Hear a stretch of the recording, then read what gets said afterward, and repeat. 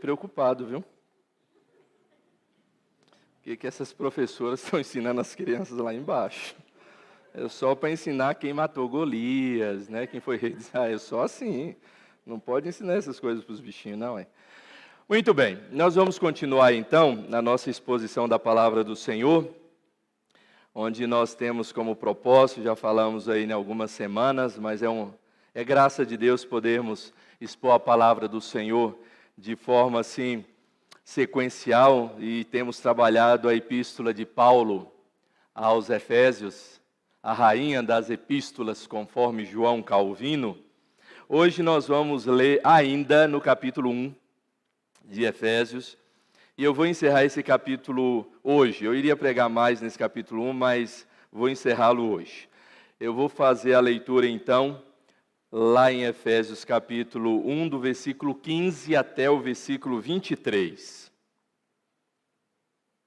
Caminhando assim, no aprendizado da palavra do Senhor, da palavra tão graciosa, da palavra que transforma, do que o apóstolo Paulo vai nos ensinar de forma tão extraordinária sobre a graça de Deus sobre a nossa vida, sobre o nosso chamado, da esperança onde devemos ter, né?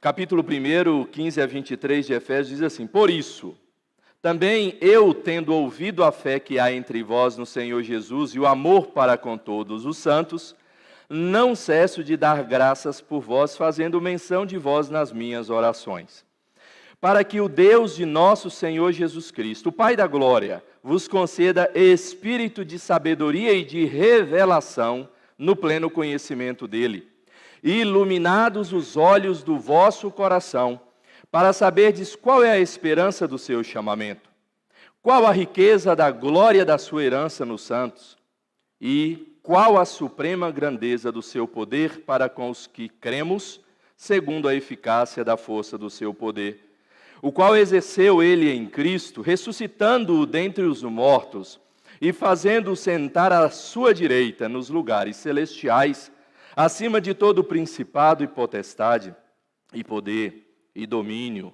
e de todo nome que se possa referir, não somente no presente século, mas também no vindouro. E pôs todas as coisas debaixo dos pés, e para ser o cabeça sobre todas as coisas o deu à igreja, a qual é o seu corpo, a plenitude daquele que a tudo enche em todas as coisas. Vamos orar mais uma vez, queridos. Senhor, nós te agradecemos pela tua palavra, rogamos que o teu Santo Espírito assim ilumine cada coração e cada mente para a compreensão da tua verdade, para ouvir a tua voz nesta noite. Em nome de Jesus, não permita com que nenhuma preocupação, nenhuma angústia do coração destes teus servos que estão aqui presentes, que nos assistem, possam atrapalhar, ó Pai, a compreensão dos seus corações, o entendimento da tua palavra, a verdade do Senhor. Ó Deus, muito obrigado por este tempo, e assim nós te pedimos em nome de Jesus. Amém. Meus queridos, dentro da igreja evangélica, nós temos uma incompreensão muito grande quanto ao papel do Espírito Santo, não é? Inclusive, diga-se de passagem, nós presbiterianos, às vezes somos acusados de não ter o Espírito Santo, não é verdade? Mas por que esta acusação? Porque nos nossos cultos nós não pulamos, nós não gritamos, nós não damos vazão ao Espírito Santo, ou tantas manifestações visíveis, extraordinárias, segundo essas pessoas, e às vezes, que podemos dizer até esdrúxulas, muitas vezes. Nós já comentamos aqui algumas vezes sobre algumas unções ao longo da história na vida da igreja cristã, que de fato são esdrúxulas, não é? A unção do dente de ouro, a unção do riso, a unção da galinha, a unção do trenzinho, tem unção para tudo quanto é lado.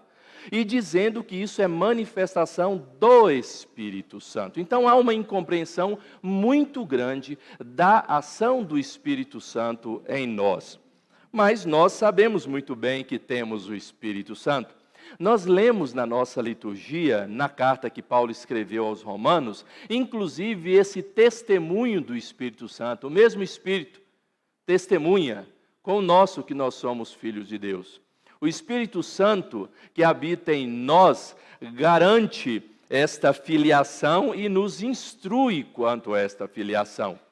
O apóstolo Paulo, ele vem trabalhando aqui nessas circunstâncias da graça de Deus na pessoa do Pai, a graça de Deus na pessoa do Filho, inclusive falamos da Trindade Redentora numa das mensagens anteriores. Nesse ponto aqui o apóstolo Paulo ora àqueles ali da igreja lá em Éfeso, para que Deus pudesse conceder o Espírito a eles. Não um espírito de salvação, porque ele estava escrevendo para irmãos que já tinham o Espírito Santo.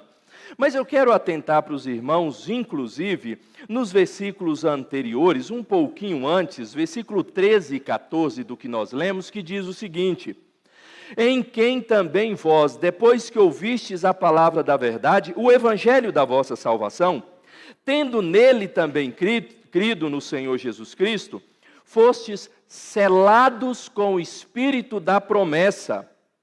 14, o qual, o Espírito, é o penhor da nossa herança até o resgate da sua propriedade em louvor da sua glória. Nesses dois versículos, Paulo ele vem trabalhar de forma muito extraordinária o que tantos crentes, inclusive alguém me perguntou ontem, sobre a garantia da sua salvação. Como é que de fato nós podemos dizer que a nossa salvação está garantida? Veja que nesses dois versículos o apóstolo Paulo deixa muito claro isso, de que o Espírito Santo, ou seja, se você foi batizado com o Espírito Santo, e o batismo com o Espírito Santo que a gente entende, não são manifestações esdrúxulas. O batismo do Espírito Santo nós entendemos é a salvação, o momento em que o Espírito Santo entra em nós. Se você tem esse Espírito Santo, ele é o selo, ele é o penhor, ele é a garantia da nossa salvação. E sabe até quando?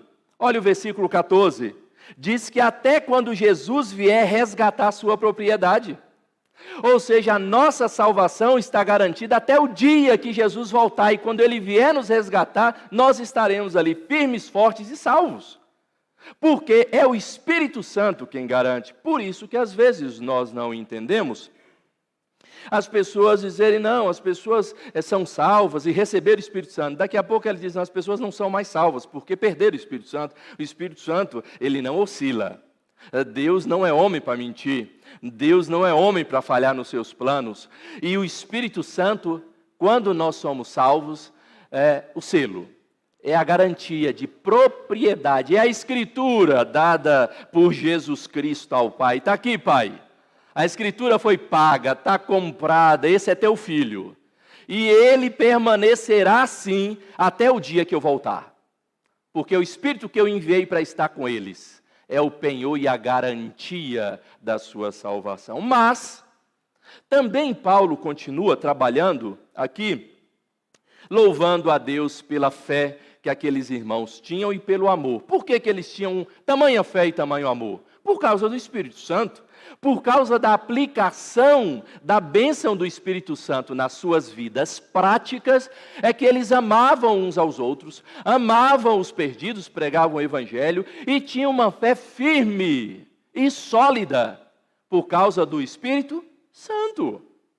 Não tinha outra fonte que sustentava a fé e o amor daqueles irmãos que não fosse o Espírito Santo. E diz o apóstolo que ele agradecia e dava sempre graças nas suas orações, para que o Deus do nosso Senhor Jesus Cristo, o Pai da glória, e aqui está o clamor de Paulo, vos conceda espírito de sabedoria e espírito de revelação no pleno conhecimento dele.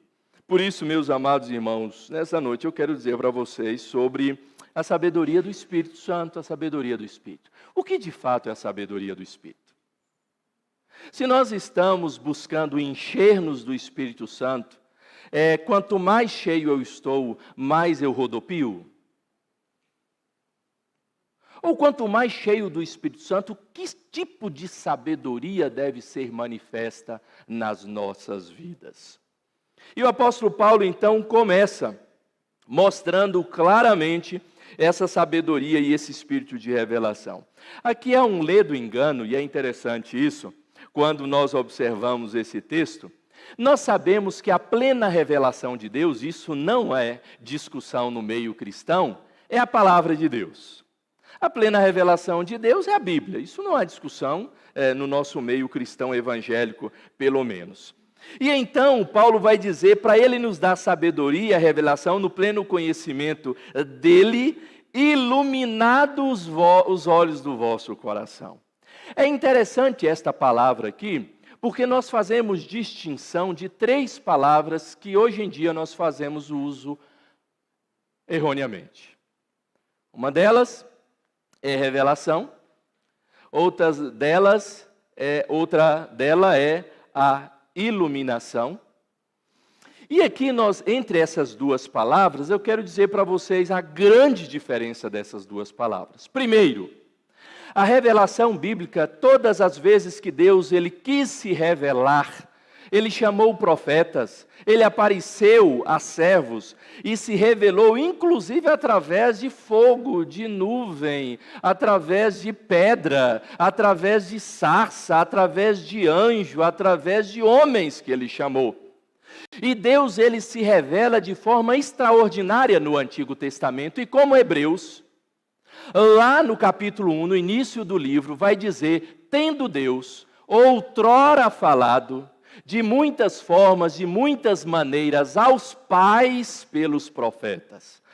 Hebreus ele vai dizer, Deus se revela ao seu povo no Antigo Testamento de muitas maneiras. Mas o versículo não para por aí. Diz Hebreus que, tendo ele falado desta forma, hoje ele nos fala através do Filho, Jesus Cristo. Por quê? Porque Jesus é a plena revelação de Deus neste mundo. Antes os profetas falavam a palavra de Deus. Era um mediador da palavra. Jesus Cristo, ele é o próprio Logos. Ele é a própria palavra encarnada neste mundo. Então, quando os discípulos dizem assim, Senhor, nós queremos conhecer o Pai, mostra-nos o Pai. Talvez eles estavam esperando um anjo descer, uma pedra jorrar água, uma sarça pegar fogo. Qual foi a resposta que Jesus disse? Quem vê a mim, vê. Eu sou a plena revelação do Pai, vê o Pai. Vocês querem conhecer o Pai? Olhem para mim. Essa é a revelação plena de Deus. Bom, daí o termo que nós usamos, que inclusive o próprio apóstolo Paulo aqui descreve claramente, o Espírito que revela para nós a plena revelação de Deus, o Espírito que ilumina em nosso coração todo o conteúdo da própria palavra de Deus. Por isso que hoje em dia nós não dizemos assim, e a terceira palavra, eu esqueci de mencionar, é inspiração, tá bom? Que era de fato Deus chamar pessoas e inspirar, o Espírito Santo soprar no ouvido daquelas pessoas para escrever a revelação de Deus ali. Por isso que hoje em dia nós entendemos que essa revelação de Deus não existe, esta inspiração de Deus não existe, porque toda a Bíblia já foi escrita, mas a iluminação do Espírito Santo, os olhos do nosso coração, cegos nós estávamos, cegos nós estamos para entender a palavra, se o Espírito Santo de Deus que está no nosso coração não nos iluminar, trazer luz para os nossos olhos, trazer luz para a nossa mente, para quando nós lemos a palavra, nós não passarmos do mero mestre da lei, do mero teólogo ou estudioso da palavra, mas um ouvinte não negligente, mas praticante, porque entendeu a palavra. Tem tantos doutores na Bíblia, mas muitos deles não são iluminados pelo Espírito Santo. Por isso que quando o apóstolo Paulo, ele fala do espírito de sabedoria, ou a sabedoria que vem do Espírito Santo, o que eu quero trazer para os queridos nesta noite, veja o versículo 18 que o apóstolo Paulo vai nos dizer. Iluminados os olhos do vosso coração, e aí então Paulo está dizendo porque os olhos do nosso coração precisam ser iluminados. O que nós precisamos aprender? Ele fala a primeira coisa. A sabedoria do Espírito Santo, primeiro, nos mostra qual é a esperança do nosso chamamento. É isso que está dizendo aí. Iluminados os olhos do vosso coração para saberdes qual é a esperança do seu chamamento. Que coisa extraordinária. Paulo, quando ora pelos crentes de Efésio aqui, nós vimos claramente ele clamando a Deus para que Deus desse sabedoria àqueles irmãos, através do Espírito Santo que eles já tinham em seus corações, para eles saberem a esperança pela qual eles foram chamados. Nós já falamos sobre a questão do chamado de Deus. Esse espírito de sabedoria, essa capacidade espiritual de tomar decisões do que é verdade, do que é mentira, do que é certo, do que é errado. Esse espírito de revelação, essa capacidade espiritual de compreendermos de fato quem é Deus. Deus se revelou, Deus nos deu um espírito de revelação para eu saber quem é o Senhor. Porque sem Ele eu não saberei quem é o Senhor. Eu não quero um espírito de sabedoria para saber se eu vou ganhar a cena a semana que vem, para saber se eu vou arrumar um emprego, um casamento, um bom marido, uma boa esposa, para saber se eu não vou ser mandado embora, para saber se eu vou ser próspero. Eu não quero esse espírito. Para mim não interessa essas coisas. O que me interessa de fato é conhecer o Senhor. O Senhor se revelou através da sua palavra, mas sem o Espírito Santo eu não terei essa revelação no meu coração jamais. Se o Senhor não iluminar os olhos do meu coração, jamais eu conhecerei a palavra viva, que é o Senhor Jesus Cristo. A palavra revelada, que é o que está na nossa mão, na Bíblia Sagrada. Paulo, ele ora pedindo que Deus desse esse espírito de sabedoria. Paulo, ele ora para que os efésios ali tivessem o conhecimento de Deus em primeiro lugar. O Deus do nosso Senhor Jesus Cristo, que ele acabara de dizer, o Pai da glória. É uma graça de Deus podermos conhecê-lo cada vez mais. É lamentável quando a gente percebe na vida de alguns cristãos a falta de desejo de conhecer a Deus. Não, pastor, mas eu conheço Deus. Eu creio no Senhor Jesus Cristo, creio que Ele me salvou. Será que é só esse tipo de conhecimento que Deus quer para a sua vida? Será que você não tem que buscar conhecer mais para que nenhum vento de doutrina te leve para um lado e para outro? Não é isso que a palavra nos exorta? De buscarmos o conhecimento de fato e de verdade, aquele que é real e verdadeiro, de termos a sabedoria, não do mundo, mas a sabedoria de Deus para discernir o mundo e as coisas que estão acontecendo no mundo. E poucas coisas não estão acontecendo no mundo. Nós, como cristãos, às vezes ficamos até isolados de certos males, mas não se enganem. Coisas terríveis acontecem nesse mundo. E às vezes nós somos tão inocentes em discernir estas coisas. Mas olha para a palavra de Deus. Olha para a palavra do Senhor. E quem sabe você vai receber esse espírito de sabedoria e discernir essas coisas que têm acontecido nos nossos dias. A esperança do nosso chamamento. Paulo, ele vai afirmar que o Deus que nos chama, porque nós já vimos isso, é Deus que nos chama, ele vai também deixar claro quem é que ele está chamando, sem dúvida alguma, para que ele está chamando. E é esse espírito que você precisa ter no seu coração, iluminado os olhos do seu coração. Tudo bem, eu creio que Deus me chamou, mas para quê? Eu creio que Deus me chamou, mas quem mais Ele vai chamar? Meus amados irmãos, uma coisa que é verdade, Deus continua chamando. Ele te chamou, mas Ele continua chamando. E, inclusive, Ele te dá a sabedoria e o discernimento de que você é um instrumento para continuar chamando, para levar a palavra dEle a outras pessoas que Ele quer chamar. Uma das coisas que também é extraordinária no chamado de Deus é que Deus não tem uma nação predileta. Deus não tem um povo predileto. Nós temos visto, inclusive, nos últimos dias aí, uma guerra terrível que se iniciou. O mundo volta, e principalmente o mundo cristão, volta os seus olhos para Israel. Sempre voltou em paz ou em guerra, mas volta porque ali é um local onde nós, como cristãos, achamos um local importante. Não é sagrado como nenhum outro lugar, mas muito importante pelo contexto ali em que Jesus esteve e toda a história que carrega. O povo de Israel é um povo importante na história do chamado de Deus, mas ele também, nós não cremos que na nova aliança ele é o povo predileto do Senhor.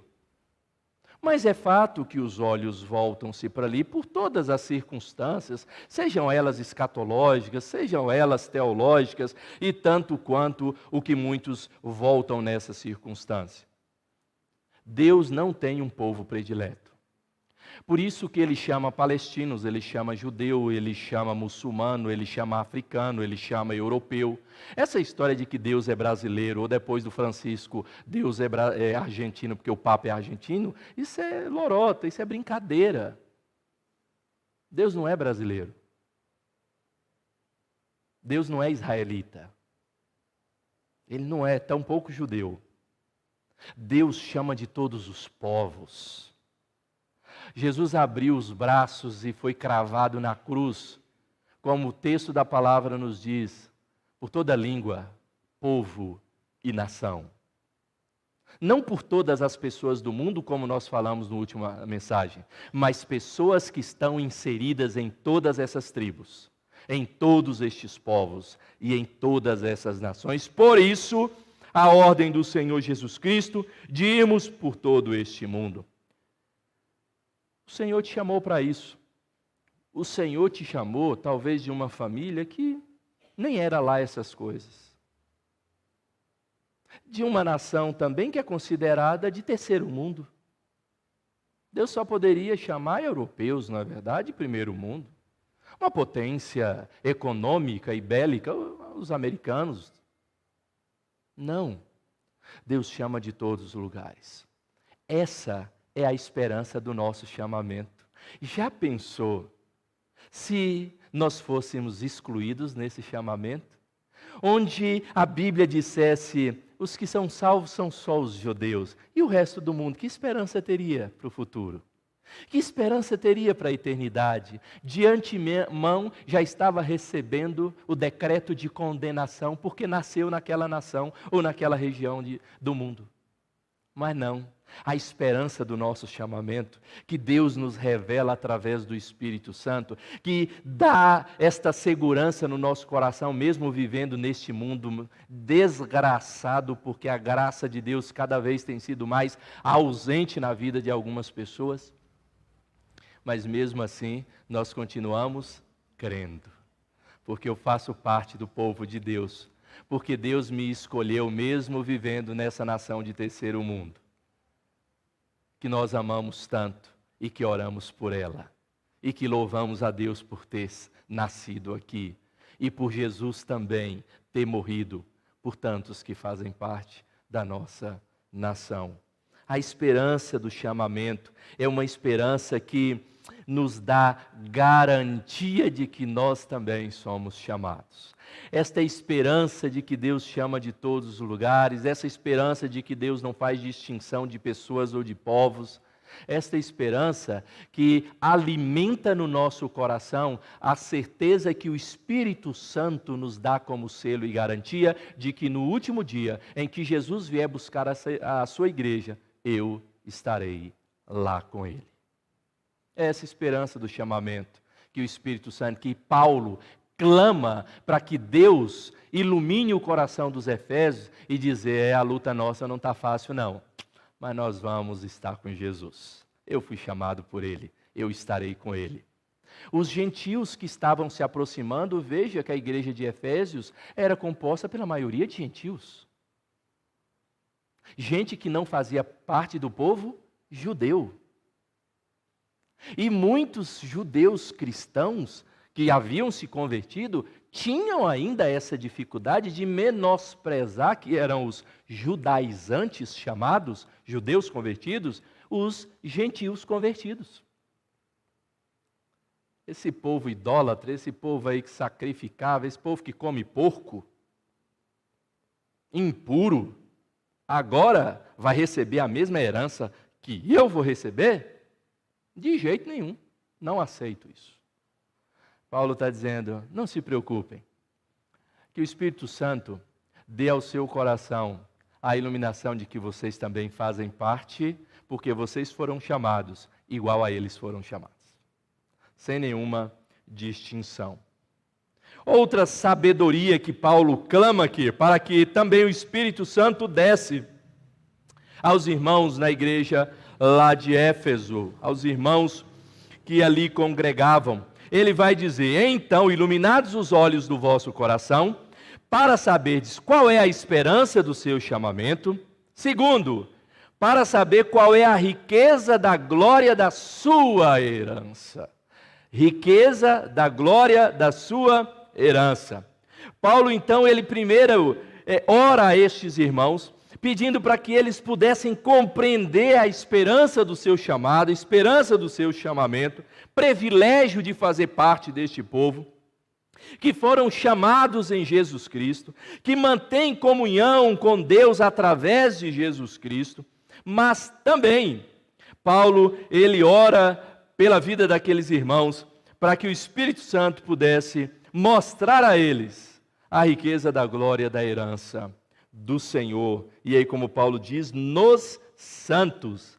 Paulo, sem dúvida alguma, sabia que uma das maiores graças de Deus sobre a vida daqueles irmãos era eles poderem, mesmo tendo ou enfrentando lutas, e mesmo sendo tirado deles, mesmo sendo roubados, expulsos das suas casas muitas vezes, mesmo a possibilidade de perderem a própria vida, eles precisavam ter a certeza no coração de que uma herança ninguém podia tirar.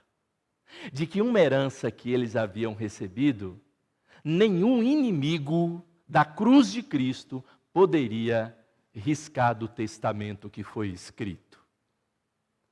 O nome deles estavam ali escrito. O que eles receberiam está ali escrito. Então, fiquem em paz. Podem tirar até a roupa do seu corpo. Há uma herança imarcessível.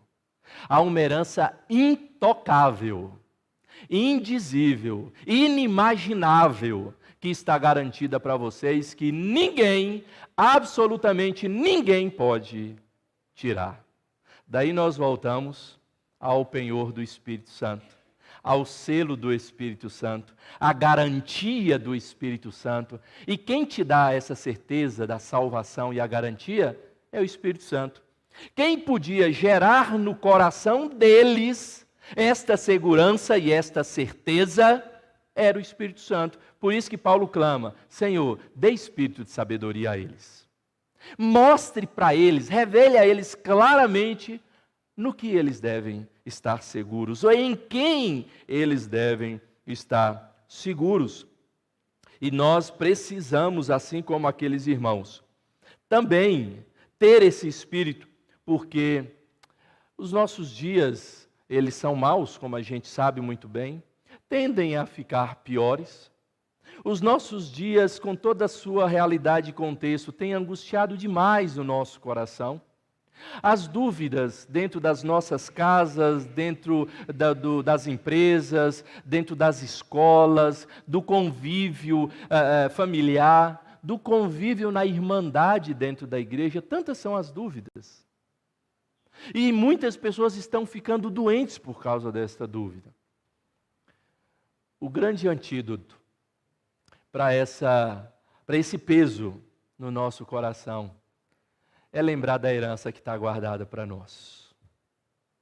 É lembrar do que nós receberemos quando encontrarmos com Cristo. É lembrar que não importa quantas guerras sejam travadas neste mundo, tendo até a possibilidade de tirar a minha vida, mas não tirará a minha herança. Eu, de forma alguma, serei esquecido neste testamento. A nossa esperança, sabe por que o Espírito Santo nos dá essa garantia? Porque a nossa esperança está baseada nas promessas de Deus. E há promessas de Deus, a garantia de Deus para as nossas vidas desta promessa, principalmente da salvação. Meus amados irmãos, porque quantas são as promessas de Deus, tantas tem nele, em Cristo, o sim. Porquanto também por ele é o amém, para a glória de Deus, por nosso intermédio. Paulo, escrevendo aos Coríntios, vai dizer, olha, tudo que Deus prometeu em Cristo tem o amém, tem o assim seja, tem o confirmado, tem o sim de Deus. Não há mudança, e não haverá mudança em Deus de tudo o que Ele prometeu. A garantia que está no nosso coração desta herança é porque nós possuímos essas promessas. Deus faz essas promessas para o seu povo, para aqueles que Ele chamou. Tantas promessas que Deus deu a nós não contemplam o mundo. Quando Deus fala que nós teremos paz em Cristo, Ele não diz que o mundo vai ter paz em Cristo. Pelo contrário, cada vez mais a gente vê guerra. Mas ao seu povo há promessa de paz. Uma paz que de fato excede todo o entendimento. O mundo não entende e não vai entender jamais. Sabe por quê? Porque o mundo não foi chamado. Nós fomos. Então, Senhor, nos dê a sabedoria do Teu Santo Espírito, para que de fato nós possamos saber qual é a esperança do nosso chamamento, qual é a riqueza da glória da sua herança. De fato, a gente sabe que tem alguns grupos no nosso meio, na nossa geração, nos nossos dias, que fala dessa riqueza toda, que fala dessa herança, prometendo que Deus vai dar enquanto vida, né? É todo o usufruto dos tesouros do rei. Não é essa expressão que às vezes você já ouviu? O que você está vivendo nessa miséria aí? Determine, meu filho, tu é filho do rei. Se tu é filho do rei, o rei tem muito tesouro. Determine que ele vai te dar. Aí o cara determina a vida inteira. Ao invés de fortalecer sua esperança, a sua esperança vai para o ralo, porque na vida de muitas pessoas essa riqueza não chega. A luta continua. E a luta continua braba. Qual é de fato a riqueza da glória da sua herança? Ainda bem que Paulo, entre riqueza e herança, coloca no meio uma palavra. A riqueza da sua glória. Que de fato algum, a Bíblia vai prometer um tesouro que a gente nem sabe o que a Bíblia fala que é o galardão que na glória de Deus nós receberemos. Está garantido, está lá, está guardado. Quanto, não sei. O que é, muito menos. Mas é um tesouro. Eu não tenho dúvida disso, não é? Mas nós sabemos muito bem que essa riqueza da glória, da herança nos santos, da mesma maneira que o chamamento que recebemos, ambos procede de Deus. Não procede de nós, não procede dos nossos mantras, das nossas determinações, mas procede do próprio Deus. E a Bíblia deixa muito claro acerca desta vida futura que nós receberemos, desse tesouro que nós receberemos. E inclusive Apocalipse vai fazer uma descrição do céu ou desta vida futura, usando a figura de uma cidade que até as ruas são de ouro. Talvez no céu não tenha rua de ouro, tá bom, gente? Mas é a riqueza da glória de Deus que João está trazendo. A coisa extraordinária, imagináveis, rua de ouro, gente. Nem lá em Dubai, que tem até carro de ouro, mas rua lá ainda não tem. Torneira, banheiro, lá tem um monte de coisa, mas rua ainda não tem. Então ele traz, imagine naquela época de João, né? Imagine esta riqueza da glória de Deus. Então, não adianta nós perseguirmos neste mundo, perdermos o nosso sono, perdermos a nossa saúde, perdermos a nossa comunhão, perdermos a nossa família atrás de uma riqueza que não é da glória de Deus. E uma riqueza que inclusive vai embora. Desfrute daquilo que Deus lhe dá. Aproveite tudo que Deus coloca na sua mão. Ele te deu para isso. Não gaste a sua vida juntando riquezas. Aproveite a sua vida com a riqueza que Deus já colocou na sua mão, que eu tenho certeza que já é extraordinária. Mas tem uma terceira coisa que Paulo deseja com que aqueles irmãos recebam a iluminação e a revelação através da sabedoria do Espírito Santo. A primeiro, o apóstolo Paulo vai dizer: iluminados os olhos do vosso coração, para saberdes qual é a esperança do seu chamamento. De fato, vocês foram chamados e devem confiar nisso até o último dia, para saber qual é a riqueza da glória da sua herança nos santos. E por último, qual a suprema grandeza do seu poder para com os que cremos segundo a eficácia da força do seu poder. Paulo, então, ele está trazendo aqueles irmãos para que o Espírito Santo pudesse mostrar a eles quem é o Deus que eles servem. Quem de fato é o Deus que eles entregaram as suas vidas. Que poder tem esse Deus? O que esse Deus pode fazer, afinal de contas? Sabe por quê? Nós temos muito medo daqueles que podem matar o nosso corpo, mas não temos medo daquele que tem poder sobre a vida e a morte, sobre a alma, sobre a condenação eterna, sobre a salvação eterna. Nós nos precavemos de uma forma tão preocupante com aqueles que possam nos roubar aquilo que temos, daqueles que possam tirar nossa vida e matar o nosso corpo, e desprezamos aquele que tem o poder sobre tudo e sobre todos. Meus irmãos, nós não temos ideia, de fato, às vezes, de quem é o Deus que a gente serve. Nós declaramos a soberania e o Deus Todo-Poderoso, às vezes, de boca para fora. Porque o sentimento que nós temos no nosso dia a dia demonstra isso. As preocupações que nós temos no nosso dia a dia demonstram que nós, de fato, não conhecemos o Deus que servimos. O Deus do impossível. O Deus que criou todas as coisas. E quando nós falamos de todas as coisas, nós estamos falando desse planetinha de nada que é a Terra, não? Que inclusive já é uma obra magnífica de Deus, incompreensível a nós. Agora imagine aquele que criou todas as coisas, não nesse planeta, todas as coisas no universo. Centilhões de estrelas, inimagináveis contar planetas, galáxias, onde a gente está inserido num ponto muito pequeno. Aí a gente diz, está difícil a coisa, eu vou orar para Deus, mas está tão difícil que nem sei se Deus pode resolver. O Deus do impossível, o Espírito que coloca no nosso coração a suprema grandeza do poder de Deus.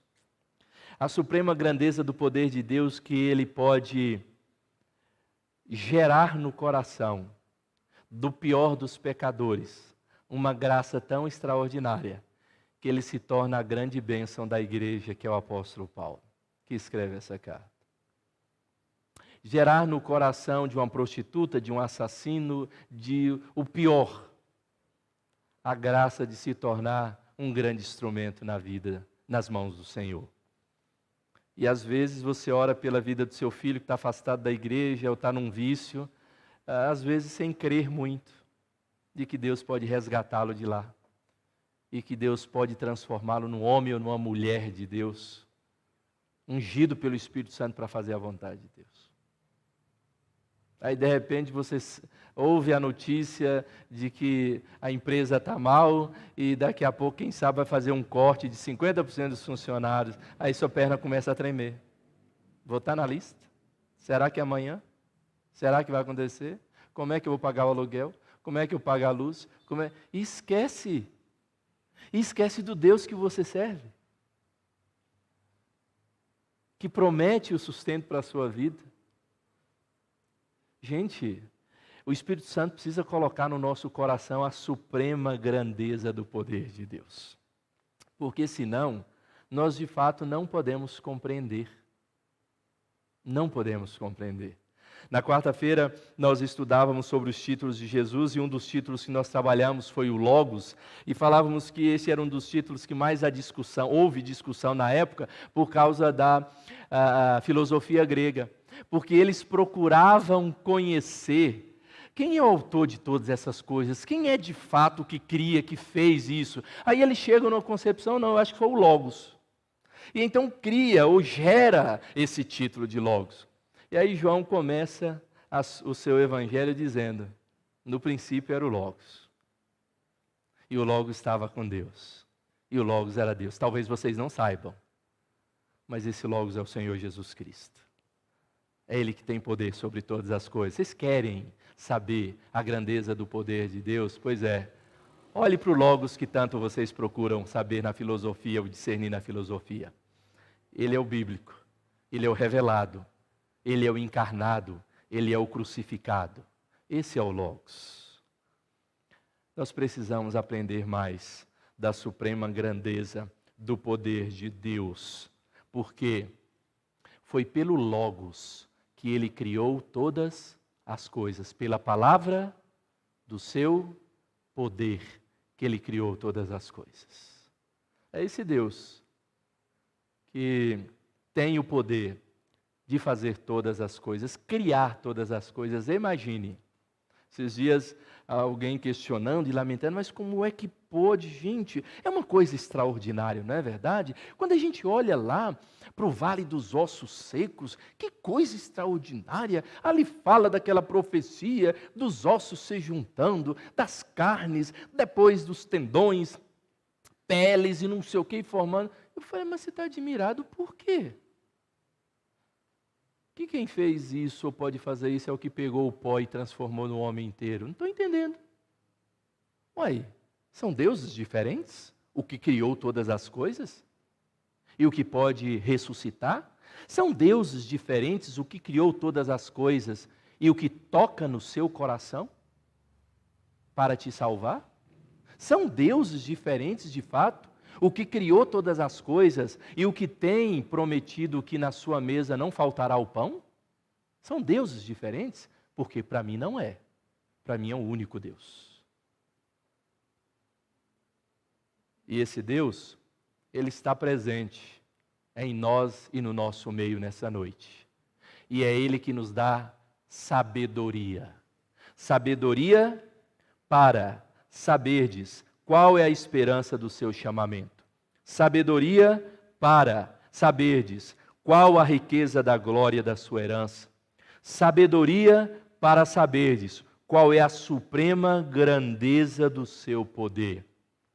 Poder, como diz o apóstolo Paulo, para com os que cremos nele. Poder para salvar, segundo a eficácia da força do seu poder. Parece redundante, né?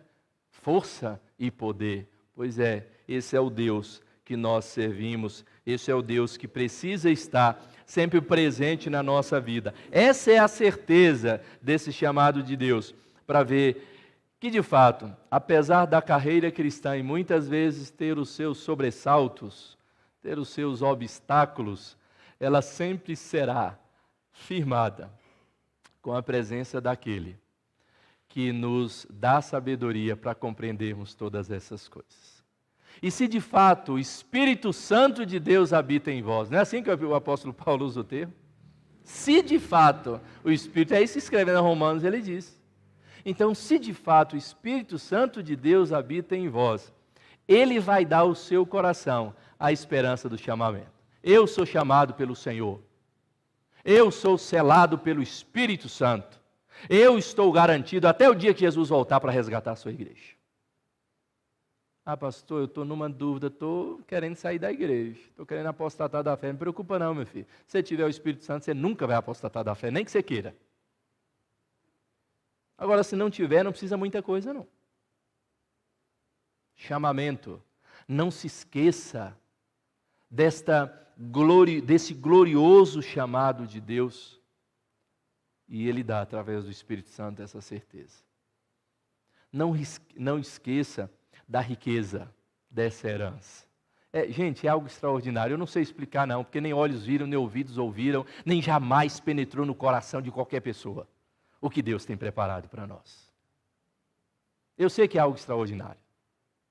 E é isso que deve alegrar o nosso coração e firmar o nosso dia. E sem dúvida, dê o passo, um atrás do outro, na certeza de que lá na frente, a mão do Senhor estará para te sustentar. Porque Ele é o grande, todo, excelso, magnânimo, poderoso. É esse Deus que nós servimos.